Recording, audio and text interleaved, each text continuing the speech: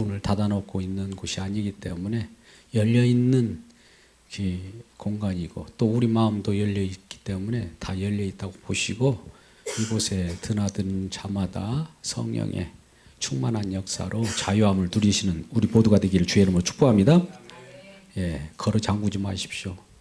누가 와도 환영해 주시고 저 사람은 안 돼, 이 사람은 돼. 이게 우리가 구별할 일이 아닙니다. 하나님 모시는 것이니까요.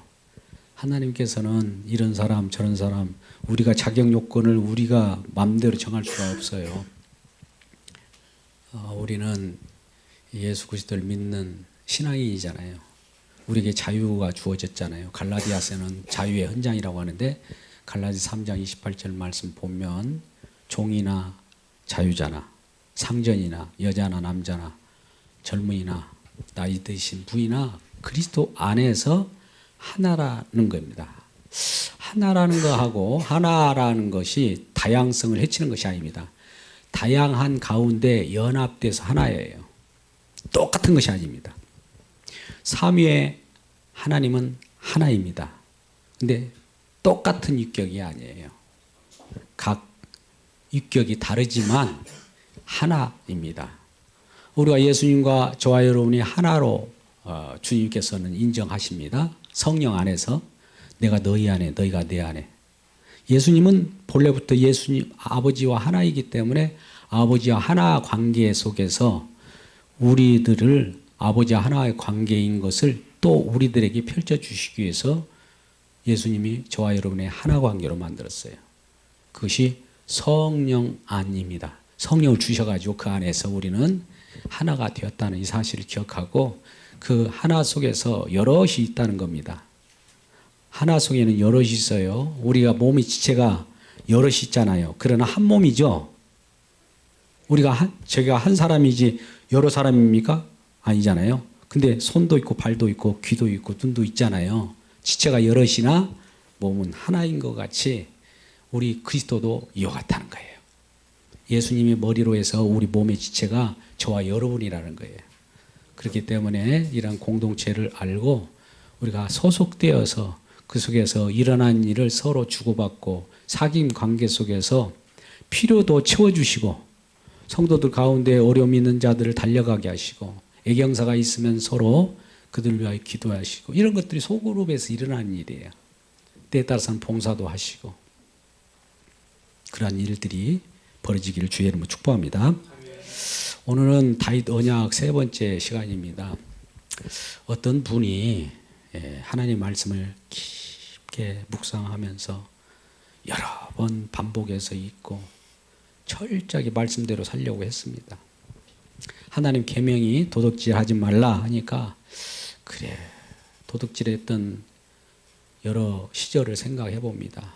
젊었을 때 배나무에 가서 배나무 배를 따먹고 또 그것이 안 익었을 때 배나무를 던졌을 때 다른 동물이 그걸 먹을 때 내가 먹다 만 것을 져서 개가 먹는구나 하면서 즐거웠다는 거예요. 그래서 도둑질하지 말라라고 하는 그 계명을 나중에 받고 나서는 이전에 그 도적질하고 나무 것을 훔쳐 먹었던 것들이 회개가 되더라는 거예요. 근데 도둑질하지 말라, 뭐뭐 하라 이런 계명이 우리들에게 성경에 많이 무수하게 많습니다. 하라라는 계명, 하지 말라는 계명을 합하여 613가지 정도 된다고 이렇게 정리해 놓은 신학자들이 있어요. 또 그것을 하나로 표현하면 사랑하라라는 걸로 이렇게 결집된다고 해요. 그러면 사랑하라고 하는 것은 우리는 사랑하면 사랑하지. 그런데 실질적으로 성경 속에 나타나는 그와 같은 사랑하라는 것을 실천하는 사람이 과연 있는가 이 말입니다. 그 사랑하라 속에 도둑질하지 말아야 되는 것이 있고 남의 것을 탐내지 말라는 거 있고 간음하지 말라는 것이 있고 또 부모를 공경하라는 것도 있고 뭐 안식일을 지키라는 것도 있고 내 이름을 거룩히 여겨 안식일을 지키라는 거 또 나의 다른 신을 섬기지 말라고 하고 너희를 위하여 우상을 만들지 말라고 하고 뭐 갖가지 있는 것들을 막상 행위로는 지켰다고요. 그 계명이 떨어질 때마다 도둑질하지 말라 이제 내가 도둑질을 하지 않는 행위를 함으로써 지켰어요. 근데 나중에 보니까 이분이 그런데도 불구하고 마음 깊음 속에는 부담이 느낀 거예요. 그 계명이. 이 계명만 없었으면 나는 죄를 범하면서 죄를 지은 기쁨도 있을 텐데, 뭔가 훔쳐먹은 그 기쁨도 있을 텐데, 이 계명이 와가지고 내가 할 수 없네. 계명이 부담이 되어서 이 계명이 없으면 좋겠다. 그런 생각을 하게 되죠. 우리도 그런 마음이 듭니까? 안 듭니까? 우리 속에, 깊은 속에. 도둑질 하지 말라. 이 계명만 없으면, 하나님 말씀만 없으면 내가 좀 자유스러울 텐데. 탐내지 말라. 이것만 했으면 뭔가 좀 탐낼 수 있고, 식탐도 탐내는 겁니다. 음욕으로 품지 말라. 이 말씀만 없으면 음욕도 잠깐 품었다가도 그만둘더라도 품어볼 그런 마음도 있고, 이런 것들이 속에 숨어 있더라고요. 그러니까 이 계명만 없으면, 이 계명이 부담스러워 가지고 도저히 이 계명이 없으면 좋겠다라는 말을 해요. 그런데 여러분 묻겠습니다. 계명을 누가 내셨어요? 하나님의 말씀을 누가 내셨어요? 하나님이요.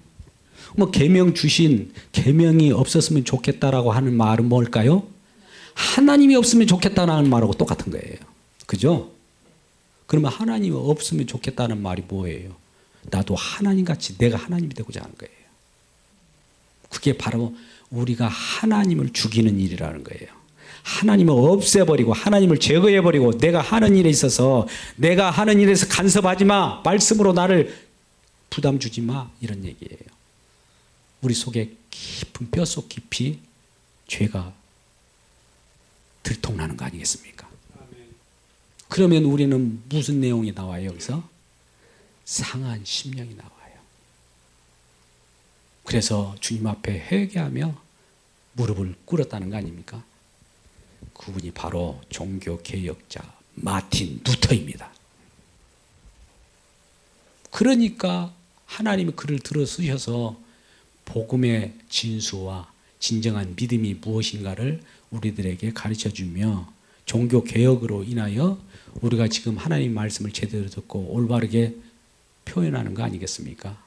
많은 이단으로부터 우리가 벗어났고, 또 저 로만 카톨릭으로부터 벗어나서 진정한 복음의 기쁨을 누리고 있는 거 아니겠습니까? 오늘 그와 같은 마틴 루터가 성경 말씀을 이 구절 저 구절 다 보았겠어요? 다 보았죠. 근데 로마서 4장 오늘 6절에서 8절 말씀 보니까 뭐라고 그래요? 처음에 일하지 않는 자를 뭐라고 그래요?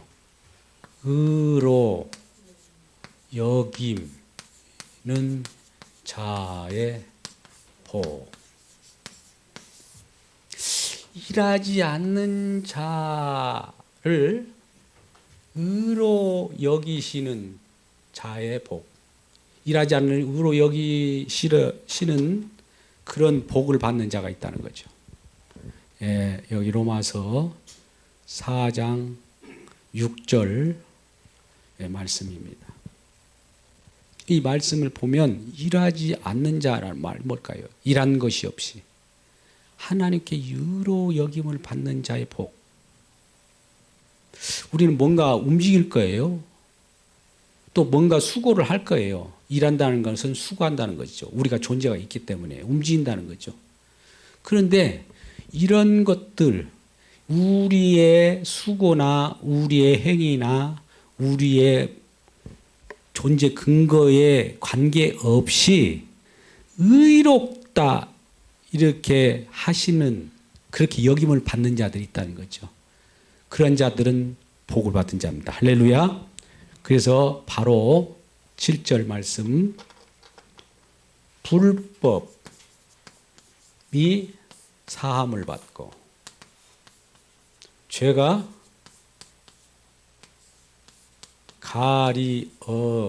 가리어짐을 받는 자는 복이 있다. 이렇게 또 말씀합니다. 8절 말씀 뭐라고 그래요? 이건 7절 말씀이고 이거 6절 말씀이고 8절 말씀 뭐라고 합니까? 8절 보세요. 주께서 그 죄를 인정하지 아니함은 받는 사람은 복이 있도다. 주께서 죄를 인정하지 않는 자, 이게 복이 있다, 복된다, 복이 있다. 자 보세요. 복이 뭔 줄 아세요? 이게 복이에요. 우리는 이걸 진정한 성경 속에서 나오는 복인데 우리가 죄가 있어요. 분명히 끝부분 보세요. 죄가 있는데 죄를 죄로 여기지 않는 거예요. 우리가 죄를 가지고 있는데 죄로 여기지 않는 자는 복이 있대요. 어떤 자는 죄가 있는데 죄가 죄로 여겨지지 않는 자가 있는가 하면 죄가 죄다 이렇게 지적질 당하고 그 죄에 대해서 심판을 받는 자가 있고, 죄가 있는데 심판하지 않고 긍휼히 여겨서 불쌍히 여겨서 죄로 여기지 않는 자가 있다는 거죠. 그러면 무슨 차이가 있을까요? 누구나 죄가 있죠. 저와 여러분 죄인이죠. 죄가 있는데 어떤 사람은 죄를 죄로 보고 심판을 해버려요. 근데 두 번째는 죄를 보고도 그냥 구원하고 용서해요. 어떤 차이가 있을까요? 뭔 차이가 있냐면 저와 여러분은 죄가 나오는데 어떤 사람은 죄가 있는데도 이대로 심판받게 내버려 두는 육이 된 사람이 있는가 하면, 죄가 있는데 용서하는 것은 누군가 여기에 개입되는 것이 있다. 개입. 관여되는 것이죠. 이거 뭘까요? 개입되는 것이 언약이라고 하는데 궁극적으로 십자가예요. 십자가의 피가 이쪽에 죄가 있는데 죄에 개입을 해가지고 죄를 덮어버리니까 용서가 되는 거예요. 이 사람이 복이 있다라는 거예요. 할렐루야. 오늘 엄청난 말씀입니다. 로마서는 우리가 한 구절 한 구절을, 한 문장 한 문장을 앞뒤 맥락 성경 전체에서 해야 되기 때문에 로마서는 아무나 주석하거나 해석하지 못합니다. 근데 6절에서 8절까지 말씀 보는데 다윗의 복이라는 거예요. 이게 다윗의 복. 다윗이 죄를 졌어요. 근데 죄를 지면은 거기에 대해서 바로 심판이 돼야 될 거 아닙니까? 근데 무엇 때문에 다윗은 용서를 받았을까요?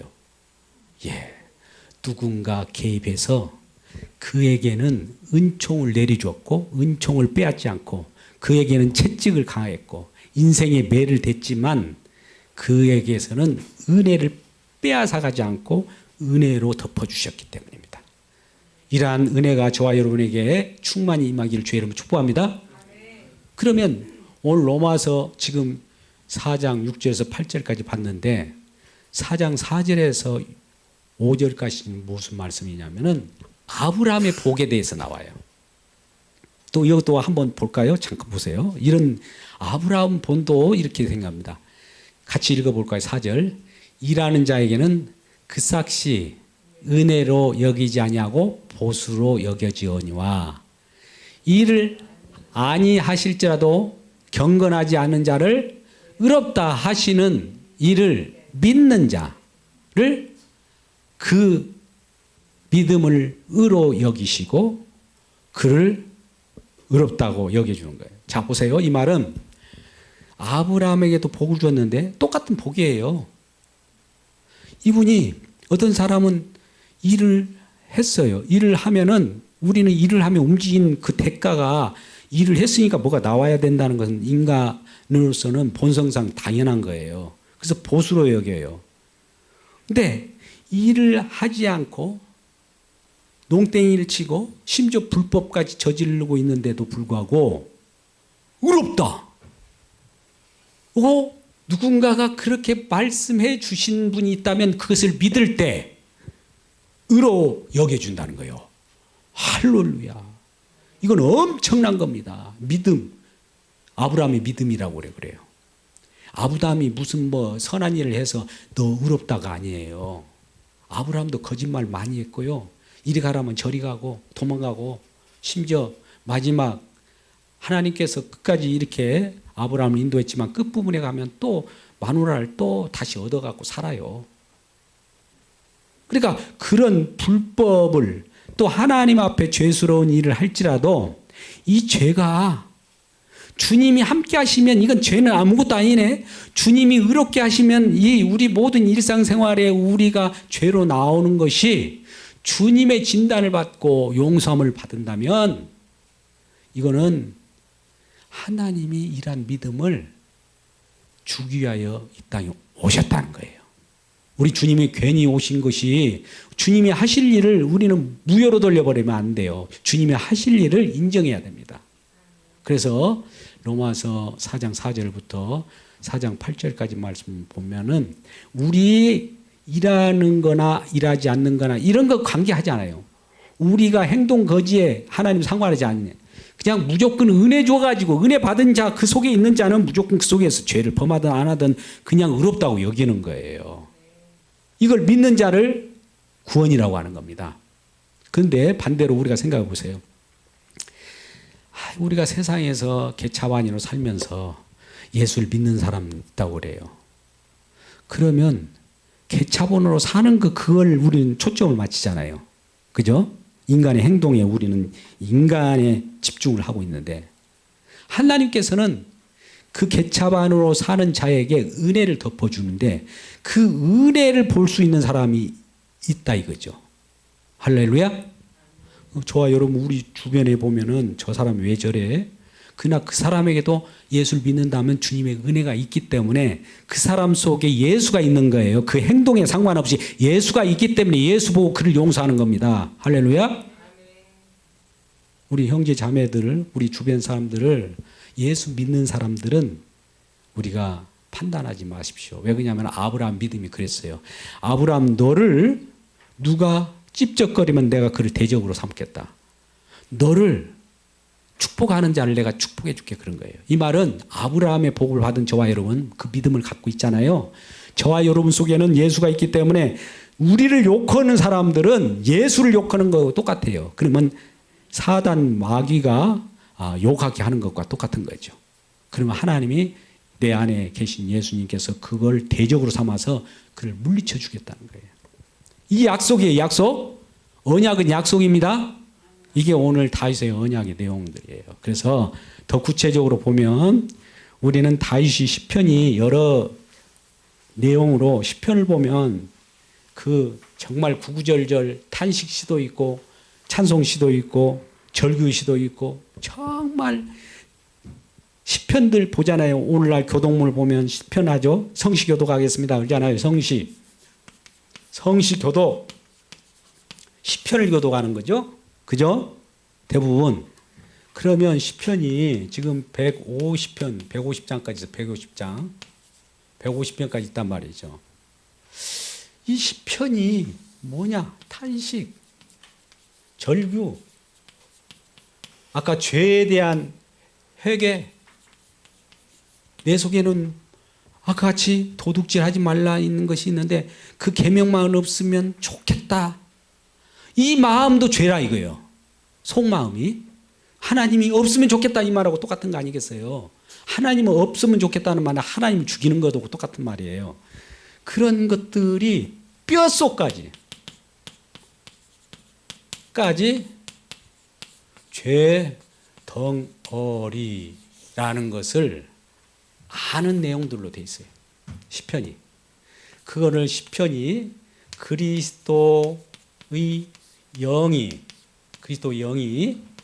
다윗에게 임하여서 다윗이 입을 의탁하사 입으로 말하고 탄성하고 시를 짓고 이런 절규를 하고 이런 내용들이 다 이 시편 내용 속에 있는 그 내용들은 장차 예수님께서 십자가에 지시기 전에 고난받고 매맞고 탄식하고 쫓겨가고 또 이런 인간의 죄 때문에 이 죄를 뒤집어 썼잖아요. 그러므로 매 맞고 이런 일이 벌어진 거예요. 죽임까지 당하는 이런 내용들로 되어 있다는 거예요. 결과적으로 이런 내용들은 선지자와 시편을 누구를 말하느냐? 예수 그리스도를 말하는 것이라 이거예요. 예수 그리스도께서 성취하는 거예요. 시편 말씀들은 예수 그리스도께서 성취합니다. 할렐루야. 이게 중요해요. 그 중에 시편 51편 한 말씀만 보겠습니다. 이 밧세바를 범하고 나서 정말 회개의 눈물을 버리죠. 나단 선지자하고 책망을 듣잖아요. 시편 51편 17절 말씀 보세요. 그래서 여호와 하나님께서 원하시는 거 뭘까? 여호와의 구하시는 것이 뭔가? 우리에게 요구하시는 거 뭐냐? 보았더니 상한 심령이더라. 상한 심령이 뭐예요? 내가 뭔가 하나님 말씀을 지키려고 했는데 어느 순간 지킨 것 같지만 어느 순간 보니까 지켰다는 것 때문에 이 지킨 것이 나의 의로 삼고 때에 따라서는 이 지키는 것이 부담돼 가지고 이 계명도 없으면 좋겠다. 하나님도 없으면 좋겠다. 이런 내용들이 속에 있어서 뼛속까지 내가 죄악 덩어리라는 걸 아는 것이 상한 심령입니다. 근데 하나님은 왜 상한 심령을 만들까요? 상한 심령이 되려고 뭐라고 할까요? 책망을 합니다. 책망. 계명을 줘갖고 아까 하나님 말씀 주면 부담이 되잖아요. 이 책망을 하는 성령의 책망을 듣고 나서는 이 내 마음속에 죄가 가득하다. 죄가 엄청 많다. 죄가 많은 곳에 은혜가 많다고. 죄가 정말 숨겨진 죄는 이전에 나가 이렇게 큰 죄가 많은지 몰랐는데 점점 많아지는 거예요. 상한 심령을 따라서 이 상한 심령을 갖게 해서 상하고 통해하는 자에게 이런 자들을 멸시하지 아니하시리라. 이걸 믿었던 거예요. 그러니까 이거는 결과적으로 내가 죄가 많다는 건 뭐예요? 죄 고백이잖아요. 고백이라고. 이거 뭐라고 그래요? 회개라고 그래요. 회개인데 회개하는 것을 하나님 가장 기뻐하는 거예요. 우리가 나는 말씀을 지켜서 의롭게 살아. 이건 회개가 아니잖아요. 나는 말씀을 어느 순간에 지킨 것 같았는데 알고 보니까 지킨 것을 의로 삼아서 내가 뻐고 교만성이 높아지고 그러더라고요. 이것을 하나님께서 다 꺾일 때 내가 상한 심령. 나는 아무것도 아니고 내 죄 덩어리니까 나는 결과적으로 지옥에 가도 할 말이 없는 사람이구나. 이걸 알게 될 때 이런 자를 구원하시러 오신 거예요. 하나님께서는 상한 심령 우리를 죄인 되게 만들어서 죄인이 어디 있느냐? 나는 죄인을 찾으러 왔다. 이런 말씀이에요. 이게 마태복음 9장 13절 말씀입니다. 그래서 죄인을 구하려고 하니까 이 죄인이 있어야 말이지. 이 세상은 말씀을 지켰고 다 의인 된다고 하는 바리새인과 서기관들이 있고 경건하다고 하는 사람들이 다 있는데 아까 경건하지 못하다. 나는 경건할 수가 없네. 나는 죄인 많네. 이런 자를 의롭다고 여기고 나는 별 볼 일 없고 불법을 행하였는데 죄사함을 받게 하고 나는 죄를 가려짐을 받게 하는 것이 누구에게 그런 혜택이 들어가느냐 이거예요. 주님이 저와 여러분을 찾아 주셨기 때문입니다. 십자가 지신 그분이 저와 여러분을 찾아 주셨기 때문에 그래요. 그래서 시편이라고 하는 내용들은 어떻게 보면 이렇게 볼 수 있어요. 십자가에서 완성된 내용인데요. 올해는 40장 같은 경우는 우리 주님께서 성육신하는 거예요. 잠깐 이건 좀 우리가 구절을 읽어보세요. 성육신 22편 같은 경우는 십자가 죽음입니다. 또 16편 같은 여호와 하나님은 항상 내 우편에 계시며 이런 것은 부활을 해요. 또 110편 1절 같은 경우는 내 주께서 세상 모든 권세를 이기실까지 주의 오른편에 앉아 있으라 하는 이 보좌에 좌정하시는 내용들이에요. 이 모든 것이 십자가 죽음이지만 이 전체가 십자가의 내용이에요. 이 안에서 있는 내용들이에요. 그러니까 이 내용이 시편 내용인데 시편이 결과적으로 십자가를 얘기하는 거고 예수 그리스도의 사역을 얘기하는 거예요. 예수님이 이루셨으니까. 그러면 오늘 다윗 언약은 뭐냐? 언약. 언약이라고 하는 것은 우리가 여러 번 말씀드렸습니다만 생소한 단어가 아니죠. 언약이라고 하는 것을 잠깐 이 시간 복습하는 관점에서 잠깐 생각해 보도록 해요. 언약이 뭐예요? 결속된 관계, 사귐 이런 얘기잖아요. 언약. 언약이 있어요. 언약. 언약을 이루기 위하여 피를 흘렸어요. 그러니까 예수 그리스도 피가 언약위에 완성된 거예요. 피, 이거 개입된 거잖아요. 하나님의 개입. 예수 그리스도 이 땅에 보내셔서 피를 흘리게 했잖아요. 근데 우리는 어떤 상태에 놓여 있어요? 죄로 나와요. 이게 요한일서 제가 말씀드렸습니다. 1장 8절 말씀이에요. 죄인으로 나와 죄인을 구하러 왔어요. 그래서 예수님께서 이 일을 하셔가지고 어떻게 내탔느냐면은 죄 없는 자로 여긴다 이거예요. 오늘 말씀 같이 오늘 지금 로마서 4장 4절에서 8절까지 말씀이에요. 이런 자가 복 있다 이게 복 있다. 그게 요한일서 3장 9절 말씀입니다. 그러니까 요한일서 1장 8절 가운데 내가 죄가 없어요 나 예수 믿고 죄가 다 사해졌거든요. 이런 자들은 죄가 있는 자예요 사실. 그러니까 죄가 있는데 죄 없다고 말하는 자는 하나님을 거짓말하는 자로 만들 것이고 진리가 없다는 거예요. 예수님 내 안에 있기 때문에 내 육신은 죄가 있는 거예요. 그러니까 예수님을 모시고 사는 저와 여러분은 내 육신이 죄를 짓고 있는 것을 알아요. 그러니까 주님을 모시고 살아가는 저와 여러분이 내 안에서 죄가 꿈틀거리고 아까 같이 어떤 루터같이 심연 속에 깊은 죄가 나와요. 죄가 나오면 내가 죄가 이렇게 나옵니다. 이렇게 회개하면 하나님께서 십자가의 피를 개입시켜서 회개하는 자를 의롭다 이렇게 규정해버려요. 규정. 뭐 때문에 이렇게 규정합니까? 뭘 보고 의롭다고 그래요? 이 사람 요 속에 있는 이 사람의 죄인 이 사람 자체를 보고 의롭다 할까요? 이 사람을 덮어주는 이 언약을 보고 의롭다고 할까요? 예, 다 아시네요. 그러니까 우리 하나님 아버지는 이 피 뿌리는 이 땅에 오셔서 십자가에 피 뿌리는 예수님만 봐요. 예수님의 피 뿌림, 예수님의 희생, 예수님의 공로만 보지 그 안에서 혜택을 받는 저와 여러분 죄인이 그 속에 있거든요. 우리를 안 봐요. 예수님을 보고 통째로 의롭다.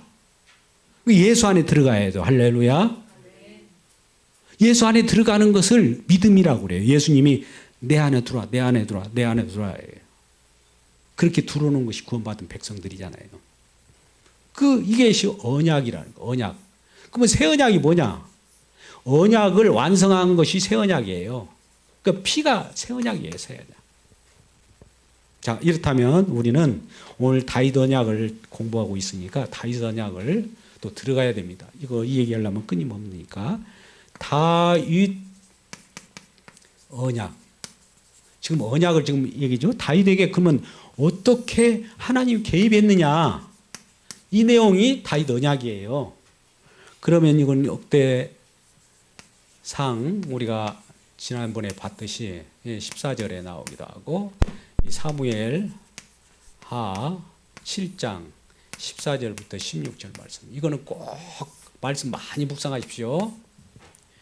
역대상에서 다윗을 만나가지고 이 하나님은 여호와 하나님께서는 다윗을 만났어요. 신약 성경에 보니까 그 내용도 나와요.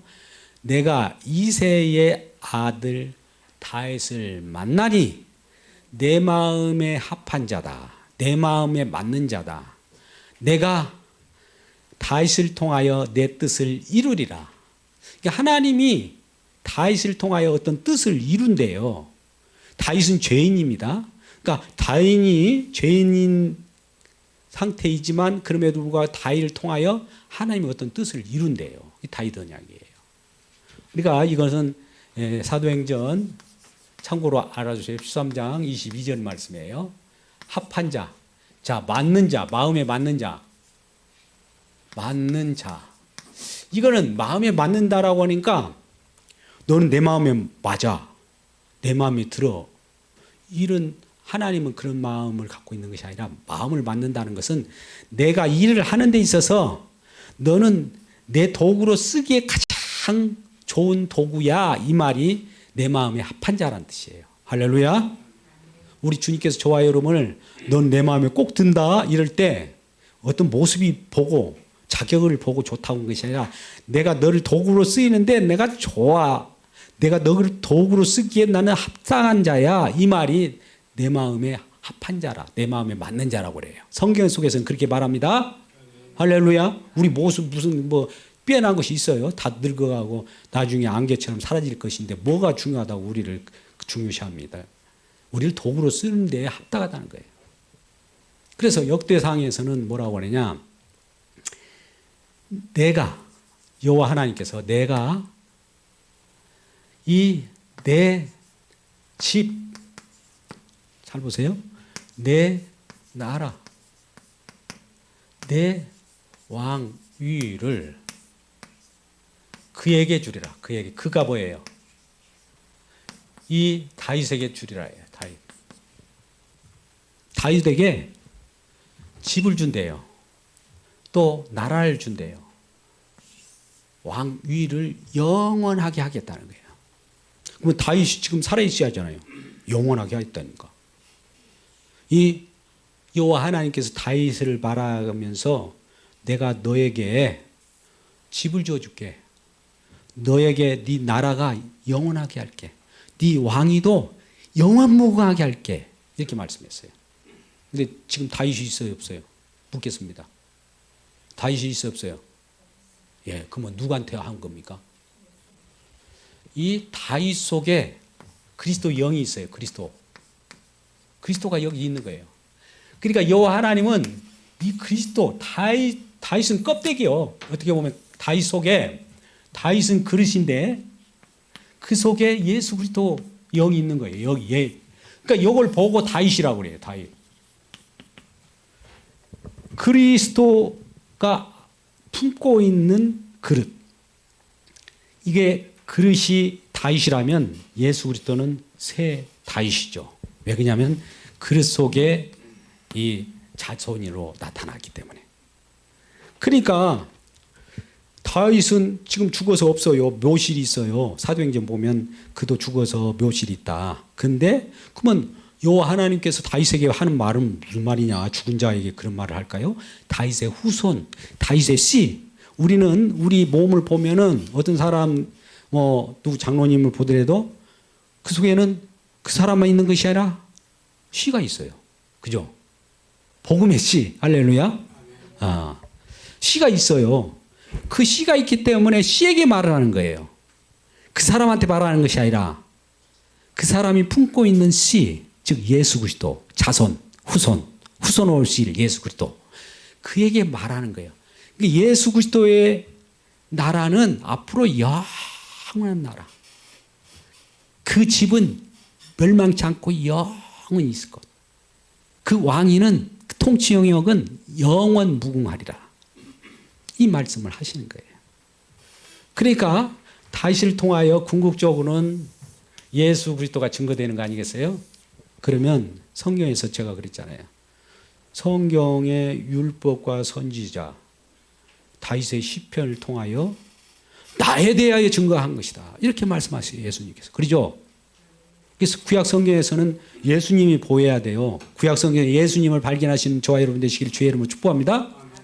예. 그리고 이 다윗이 역대상에서는 내가 내 집을 그에게 영원 무궁토록 견고하게 하리라 했는데 사무엘 하래는 내 집과 내 나라와 내 왕위가 영원하리라. 이 내가 내로 바뀌어요. 내나. 그러니까 하나님과 하나님 여호와 앞에 여호와와 동행하는 자에게는 여호와에 동행하는 자는 여호와가 일을 하는 것으로 여겨주는 거고 그 속에서 포함되어 있는 저와 여러분으로 여겨주는 거예요. 똑같아요. 내나 너나 너나 나나 하나이기 때문에. 그래서 사무엘하는 이렇게 표현하고 있는데 사무엘하 7장 14절을 한번 보세요. 왜 이런 약속을 했느냐면은 요 죄 문제가 나옵니다. 죄. 내가 죄를 범할지라도 인생의 매와 또 뭐라고 그래요? 사람의 매와 인생의 채찍으로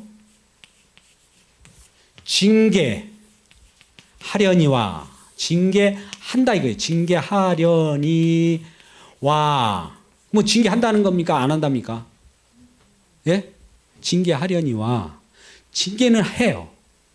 징계는 하지만 징계함으로써 우리가 죄를 깨닫잖아요. 그러나 너에게서 은총은 빼앗지 않겠다. 은혜는 계속 유지하게 하겠다. 근데 이 다윗에게는 이런 약속을 했어요. 근데 사울에게는 그렇게 약속하지 않았어요. 네가 죄를 범했을 때 내가 너를 징계하면서 너 은총을 내가 빼앗아 버릴 거야. 해갖고 빼앗아 가지고 이 다윗에게 덮어준 거예요. 그러니까 어떤 자는 하나님 은총이 빼앗긴 자가 있어요. 근데 하나님 은혜를 받은 사람이 있어. 그러니까 하나님의 은혜가 중요한 거예요. 할렐루야. 우리 사람은 똑같아요. 근데 어떤 사람은 똑같은 사람인데 그냥 주님이 덮어 쓰이는 은혜가 있는 사람이 있고 이 사람은 주님의 덮어 쓰이는 은혜가 없어요. 이게 멸망입니다. 지옥불이에요.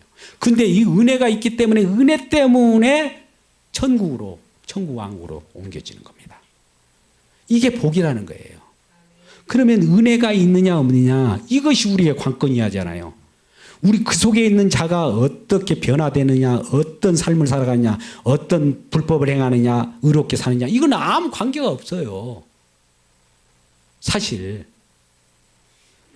그게 이제 우리 마음속에는 그게 거부가 옵니다. 처음에는. 저도 그랬거든요. 그런 마음이 다 나중에 무너집니다. 주님께로 전적으로 돌려져 버리면 내가 무슨 인간에게 가치를 가지고 나도 거기에 무슨 역할을 하려고 무슨 역할을 해도 의미가 없어요. 사도 바울이 고린도전서 15장 10절 말씀을 보세요. 은혜가 은혜되기 위하여 나는 아니요. 자기는 nothing, no. 은혜, yes. 이렇게 살아가는 자가 사도 바울이에요. 우리 삶이 그래야 됩니다. 내 존재가 있잖아요. 이렇게 있어도 나는 아니요. 이럴 때 주님은 너를 의롭다라고 하면서 우리를 귀하게 주는 것이지 나요 하면 확 꺾어버립니다. 우리는 십자가로 이렇게 꺾어버려요. 그래서 이제 이런 내용이 나오는데 보세요. 다윗 언약이 시간이 많이 가버리네요. 그래서 오늘은 읽으려고 그래요. 다윗의 일생을 보고 있어요. 다윗 일생. 잠깐. 다윗 일생은 처음에 어떻게 했냐면은 승승장구할 때가 있었어요. 승승장구가 뭔지 알죠? 장구 치는 거 아니에요? 첫 번째 뭡니까? 우리는 사무엘 하나를 보면 나와요. 5상 3절. 처음에 헤브론 지역의 왕이 됐어요. 그것은 한 30세에 왕이 됐는데 헤브론에서 왕이 됐는데 7년 6개월 동안 7년 정도 치리하고 그 다음에 5장 10절 같은 경우는 5장 7절에서 예루살렘까지 이제 올라와서 예루살렘을 시온성을 삼아가지고 그 전체 통일왕국을 이루게 됩니다. 그러니 이게 이런 상황 속에서 5장 10절 사무엘 하예요. 5장 10절에서는 하나님 여호와가 함께 함으로 다윗이 점점 강대해지더라. 여러분 강대하고 싶습니까? 부유하고 싶으세요? 힘있게 살고 싶으세요? 주님이 함께 하시길 주님의 이름으로 축복합니다. 강대해져요. 주님이 함께 하심으로. 그렇게 되다가 오늘 사무엘하 오늘 7장을 보잖아요. 7장. 여기 7장이 와 있는데 6장에서는 언약궤를 이제 옮겨서 다윗성에 옮기는 작업을 이전에 설명했고 7장에 와서 이런 언약을 받습니다. 언약을 받고 잘 나가는데 승승장구예요. 근데 위기가 찾아옵니다. 위기. 언제? 이제 통일왕국 모든 걸 제패하고 뭐 블레셋 다 복속 다른 나라들이 조공을 바치고 오니까 이제 기고만장한 거예요. 목에 기부수가. 이럴 때 사단이 콱 들어옵니다. 그래서 뭐냐면은 이때 위기가 밧세바 사건이다. 범하죠. 요 밧세바를 범하고 나서 이걸 숨기기 위해서 어떤 일을 벌이냐 아닙니까? 밧세바의 남편이 우리야를 죽여요. 우리야를 죽였다. 우리야가 누구냐? 장차 올 예수 그리스도예요, 사실은. 우리야의 아내 밧세바를 범한다는 것은 결과적으로 하나님의 것을 탐낸 거예요. 똑같아요. 그래서 여기에 위기가 있습니다. 여기에 대해서 이제 하나님이 징계를 해요. 첫째 아들 그냥 데려가잖아요. 그죠? 예. 징계는 하거니와 그렇다고 해서 이 다윗을 떠나지는 않습니다. 다윗을 계속 보호해요. 그럼에도 불구하고. 그리고 또 이 밧세바는 이제 사무엘하 11장이나 뭐 12장 나오고 15장에 보면은 뭐가 있냐면 다윗도 아들이 여럿이 있어요. 뭐 아들이 많이 있지 않습니까? 이제 그 15장에 나오는 것만 한번 말씀드리려고 그래요. 그 다윗의 아들 중에 가장 좀 귀히 여기면서도 반역을 한 자가 있어요. 누구예요? 예? 오살롬이요? 예, 압살롬. 네. 네. 자꾸 오살롬이라고 생각하면 오살롬처럼 느껴져요. 압살롬이에요. 압살롬이 반역해가지고 이거에 얼마나 아들이 반역했으면 아들이 부모님을 거역했다고 봅시다. 부모 마음은 미치겠죠. 그 아들 죽일 수도 없고. 근데 아들을 죽이지는 말라고 그래요. 근데 요압 장군이 또 그 아들 죽이지 말라고 했는데도 불구하고 그걸 또 호위무사로 들어가가지고 나는 다윗을 위하여 산다고 하면서 그 아들을 죽였잖아요. 그러나 부모 마음은 참 미치는 거죠. 살려주면서 제패할 수도 있는데 오늘날도 정치인들이 그래야 돼요. 상대방 대적이 있으면 완전히 깡그리 멸해버리면 안 돼요. 적이 있을지라도 용서해 주놓고 그걸 나중에 회개하게 만들면 되잖아요. 그죠? 네, 우리가 대적들이 있습니까? 용서하지 못할 사람이 있습니까? 너하고는 끝장, 끝, 절규 그러지 말고 용서하면서 자꾸 교제를 하면 그 사람이 나중에 회개하고 돌아옵니다. 할렐루야.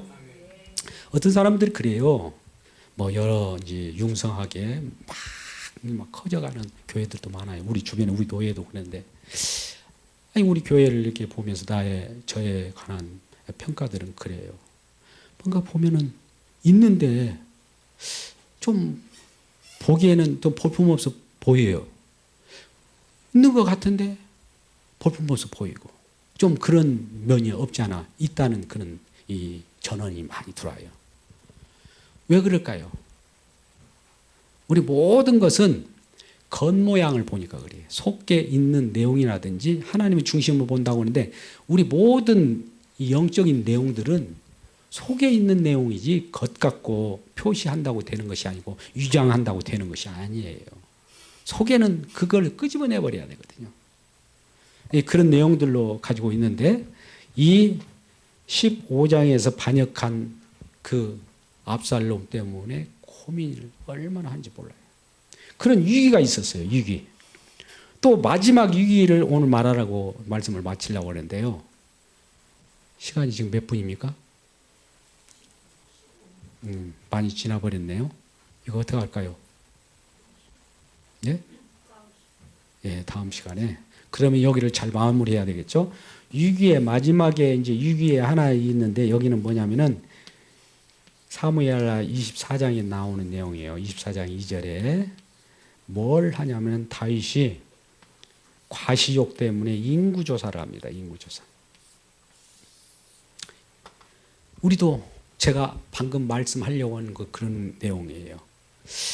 뭔가 내가 규모 있게 목회를 했으니까 주변 사람들 규모, 교회 이런 것들 이제 보이는 것을 확인해 보려고 한단 말이죠. 과시하려고. 사도 다윗도 그랬단 말이죠. 말년이 그랬어요. 그러니까 처음에 이 30세부터 7년 6개월 동안에 헤브론에서 통치하다가 예루살렘 성에 와서 33년간 통치하니까 40년 동안 통치했는데 40년 동안 통치하면서 말미가 바세바 사건으로 회개의 눈물을 흘리고 회개의 눈물이 아까 시편 51편입니다. 그리고 이제 마지막에 그 기고만장한 그럼에도 불구하고 통일 왕국에 있어서 왕 군자라면은 엄청난 존귀함을 받잖아요. 그러니까 기고만장해서 과시욕을 내가 이룬 것들 다 확인해 보자 이거예요. 그래가지고 이 칼 쓰는 정예부사 몇 명이야? 이스라엘 백성 보니까 한 80만 명. 저 유대 50만 명. 야, 이걸 가지고 과시를 해요. 과시하다가 하나님께서 과시하는 그 복을 팍 쳤습니다. 그게 무릎 꿇고 거기에서 아, 주여, 내가 주님이 진정한 하나님이신 모르고 내가 내 속에 있는 나 기쁨대로 내 속에 있는 자아가 주님 없으면 좋겠다고 하면서 내 자신이 살려고 과시를 한 내용을 하나님께 표현합니다. 이 부분은 다음 주에 하기로 하고요. 거기에서 이제 우리가 하나님의 관심과 하나님의 시선이 어디에 있는가를 보면요. 우리 주님의 관심 속에 우리 시야가 그 속에서 보는 모든 내용들이 한결같이 성령의 능력으로 다 보여집니다. 이런 날을 기대하면서 오늘은 다윗 언약 세 번째 시간을 갖고 다윗 언약의 네 번째 시간을 다음 주간 갖도록 하겠습니다. 기도하겠습니다. 아버지 하나님, 우리 주님께서 허락하신 내용대로 오늘 진정한 하나님께서 우리에게 언약하신 내용을 우리가 알게 됩니다. 다윗도 우리 주님이 부리시는 도구일 뿐입니다. 그가 죄를 범하였으나 그 죄를 죄로 여기지 않고 긍휼히 여기시는 우리 주님의 마음 가운데 그를 죄를 없이 하셨고 그를 감싸 주셨고 그 은총을 그에게 덧입혀 주셔서 그가 복받은 자가 되었습니다.